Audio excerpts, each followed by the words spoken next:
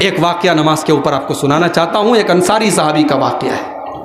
انصاری صحابی کا کھجوروں کا باغ ہے، موطا امام مالک کی صحیح روایت ہے، کھجوروں کا باغ ہے اور کھجوروں کے پکنے کا ٹائم ہے، کھجوریں بالکل پک کر کے تیار ہو گئی ہیں۔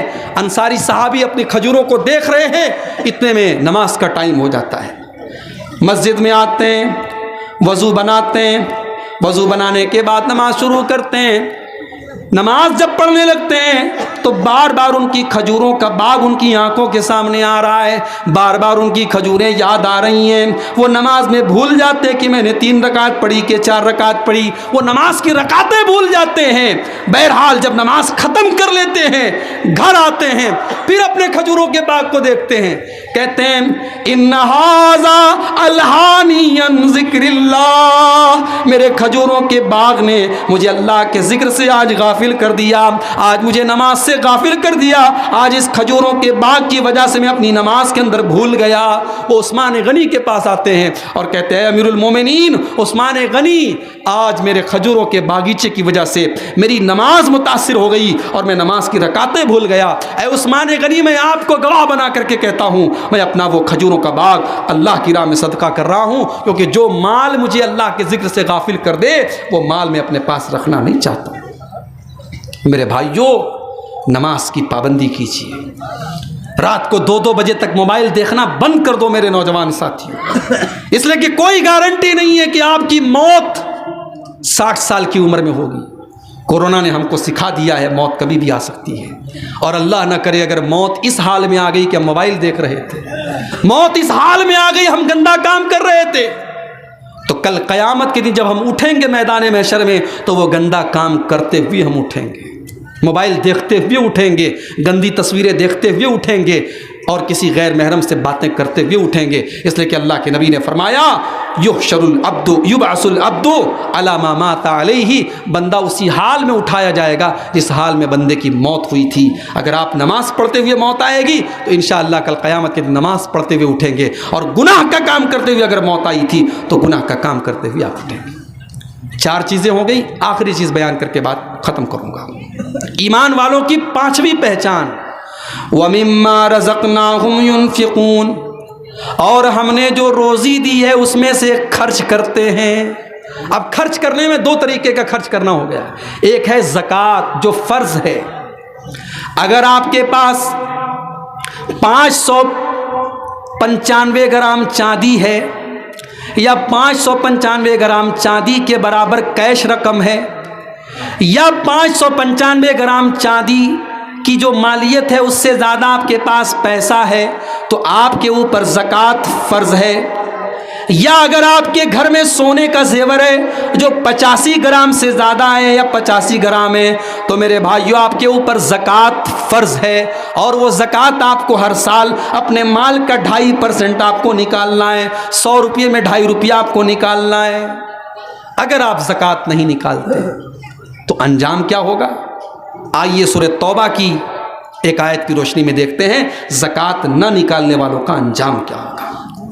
والذین یکنزون الذھب والفضہ ولا ينفقونها فی سبیل اللہ، جو لوگ سونا چاندی کو اکٹھا کرتے ہیں اور اس کو اللہ کی راہ میں خرچ نہیں کرتے ہیں، فبشرہم بعذاب علیم، اے نبی ان کو دردناک عذاب کی بشارت سنا دو۔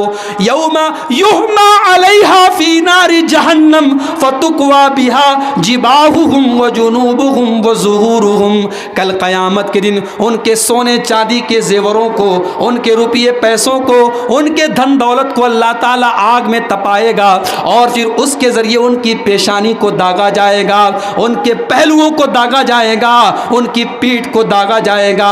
ھذا ما کنزتم لانفسکم فذوقوا ما کنتم تکنزون، اور کہا جائے گا میرے بندو یہی وہ مال ہے جس کی تم زکوٰۃ نہیں نکالتے تھے، آج اس زکوٰۃ نہ نکالنے کی وجہ سے اس کا مزہ تم چکھو۔ زکوٰۃ نکالنے سے ہمارا مال پاک ہوتا ہے میرے بھائی، ہمارے مال کا میل کچیل دور ہوتا ہے، مال میں برکت پیدا ہوتی ہے۔ اور اگر ہم زکوٰۃ نہیں نکالتے تو زکوٰۃ نہ نکالنے سے زمین ہی نہیں آسمان پر بھی اثر ہوتا ہے۔ اللہ کے نبی فرماتے مالم یمنعوا زکات اموالہم، جب کوئی قوم اپنے مال کی زکات نہیں نکالتی ہے، الا منع القطر من السماء، تو آسمان سے بارش ہونا بند ہو جاتی ہے۔ یہ جو سوکھا پڑتا ہے، بارش نہیں ہوتی ہے، اس کی ایک وجہ یہ بھی ہے کہ لوگ اپنے مال کی صحیح طریقے سے زکات نہیں نکالتے۔ کرناٹک ہائی کورٹ کا فیصلہ آیا، اب لوگ آپس میں باتیں کر رہے ہیں ہماری لڑکیاں کہاں پڑھیں گی، ہمارے پاس ڈھنگ کے اسکول نہیں ہے، ڈھنگ کے کالج نہیں ہے، اب مسلمانوں کو اپنا کالج کھولنا چاہیے۔ مگر باتیں بڑی بڑی ہیں، عمل کے میدان میں ہم بہت پیچھے ہیں میرے بھائی۔ کتنے مدرسے بند ہو گئے لاک ڈاؤن میں، ان مدرسوں کو چلانے کے لیے بجٹ نہیں ہے۔ رمضان میں چندہ کرنے جو جاتے تھے، پچھلے 2 سال سے لگاتار رمضان میں چندہ نہیں ہوا۔ بقرعید کے موقع پر قربانی کے چمڑوں کے ذریعے بہت سارا مدرسوں کو آمدنی کا ذریعہ بن جاتا تھا۔ کئی سالوں سے وہ چمڑے ان کی ایسی قیمت مل رہی ہے کہ ان کا ملنا نہ ملنا سب برابر ہے۔ مدرسے بڑے گھاٹے میں چل رہے ہیں میرے بھائی۔ اور یہ جو مدرسے ہیں، یہ جو دینی ادارے ہیں، یہ جو تعلیمی ادارے ہیں، یہ ہماری ریڑھ کی ہڈی ہے میرے بھائی۔ اگر یہ ختم ہو گئے تو اللہ کی قسم پھر آپ کو اللہ اور اس کے رسول کے بارے میں بتانے والے ختم ہو جائیں گے، پھر شرعی مسئلے میں آپ کو حلال اور حرام بتانے والے بند ہو جائیں گے، پھر قرآن کو صحیح طریقے سے پڑھنے پڑھانے والے بند ہو جائیں گے۔ ان مدرسوں کو قائم رکھنا ہے میرے بھائیوں، تو ہمیں ان کی مدد کرنی پڑے گی۔ آپ کے بہار میں امام بخاری یونیورسٹی بن رہی ہے کشن گنج میں، مولانا مطیع الرحمان صاحب مدنی بنا رہے ہیں، بڑی خوشی کی بات ہے، ہماری جماعت کے لیے خوشی کی بات ہے، بہت بڑی بات ہے ایک مسلمان کو یونیورسٹی بنانے کی اجازت مل جائے۔ لیکن بہار کی سرکار نے مولانا مطیع الرحمان صاحب سے کہا ہے 2 سال کے اندر آپ کو ایسی بلڈنگ بنا کے دینا ہے جو ایک یونیورسٹی کے لیے ضروری ہے۔ کیسی بلڈنگ چاہیے؟ 1 لاکھ اسکوائر فٹ یونیورسٹی کے حساب سے کمرہ بنا کے ان کو دینا ہے۔ اور یہ لیٹر ان کو ملا تھا پچھلے سال، 1 سال ہو چکا ہے، اب اگلے سال 2 سال ہو جائے گا، یعنی اب 1 سال اور بچا ہے، اور ان کو یہ عمارت بنا کے 12 کروڑ روپے کا خرچ ہے، ان کو وہ عمارت بنا کے دینا ہے۔ ہم باتیں بڑی بڑی کرتے ہیں، 12 روپے بھی ہم نکالنے کے لیے تیار نہیں ہیں۔ وَمِمَّا رَزَقْنَاهُمْ يُنْفِقُونَ، میرے مومن بندے وہ ہیں اپنے مال میں سے جو ہم نے ان کو دیا ہے اللہ کی راہ میں خرچ کرتے ہیں۔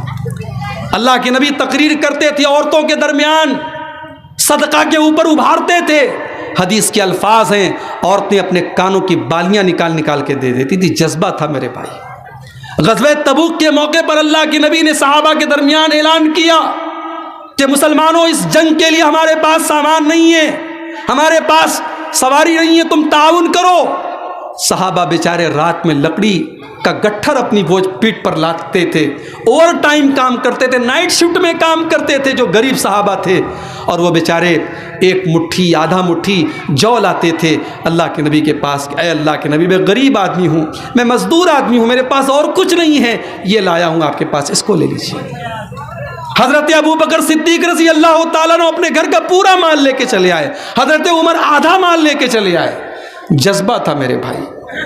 آج اللہ کی راہ میں خرچ کرنے کا جذبہ ہمارے دل سے نکل گیا ہے، اور اسی لیے ہمارے مال میں برکت نہیں ہے۔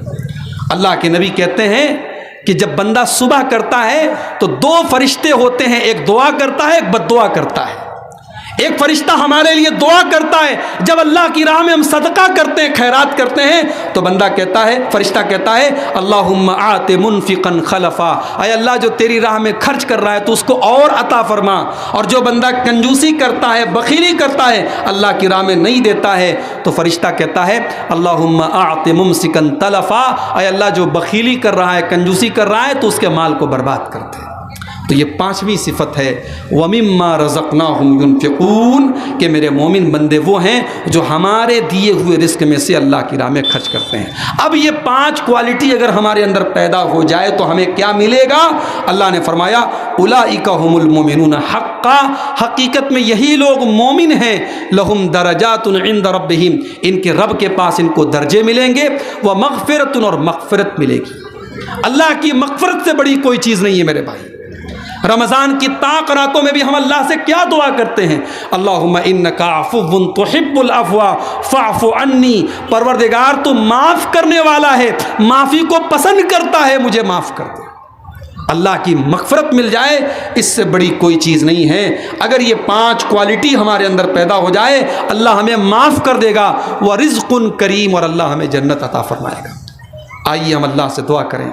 بڑا سہانا وقت ہے، رات کا آخری پہر ہے، یہ وہ وقت ہے جب اللہ تعالیٰ آسمان دنیا پر نازل ہوتا ہے اور اپنے بندوں سے کہتا ہے کہ مجھ سے مانگو میں تمہاری دعا قبول کروں گا، مجھ سے مغفرت طلب کرو میں تمہاری مغفرت کروں گا، مجھ سے توبہ کرو میں تمہاری توبہ قبول کروں گا۔